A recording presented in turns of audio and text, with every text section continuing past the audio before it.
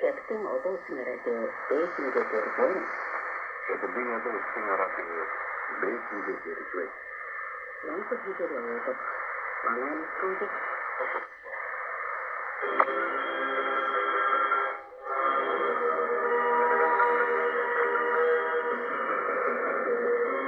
Сондог санагч сонсогчдоо өнөөдөр 6 дугаар сарын 7 өнөөдрийн нэвтрүүлгээр дэлхийн 180 гаруй улсаар Хятад улстай дипломат харилцаа тогтоожээ.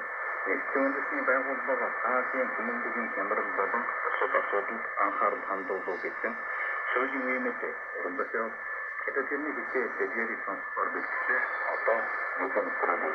6 дугаар сарын 6-ны өдөр Хятадын гадаад харилцааны яамны Ордыг гэмлийн төлөөлөгч Линжэн даргалан хуралдуулав. Линжэн Тэхүүчийн сонирхсан асуултад хариулахдаа дэлхийд нэг л Хятад улс байдаг. Тайван бол Хятадын салхи нэгэн хэсэг. Бүгд найрамдах цэцэр төсвийн засгийн газар бол бүх Хятад улсыг төлөөлөх цэрийн улсын засгийн газар юм. Энэ бол олон улсын хамтын нийгэмлэгийн нийтлэг тохиролцоо бөгөөд сорилт байхгүй зүйл гэж Линжэн хэлсэн. Одоогийн байдлаар дэлхийн 183 улс орн Хятад улстай дипломат харилцаа тогтоогод байна. Олбогдох улс орны засгийн газар хандлагыг тодорхой таних иргэдийн санааг даган эрхэм зөв сонголтоо хийх ялгаагүй байна. Хятад Америкийн эдийн засаг худалдааны зээл хэмжээний хэлэлцээний дараа Хятад Америкийн төрийн тэргүүн нар Ерхэн дэлхийн нийтийн анхаарлыг татсан.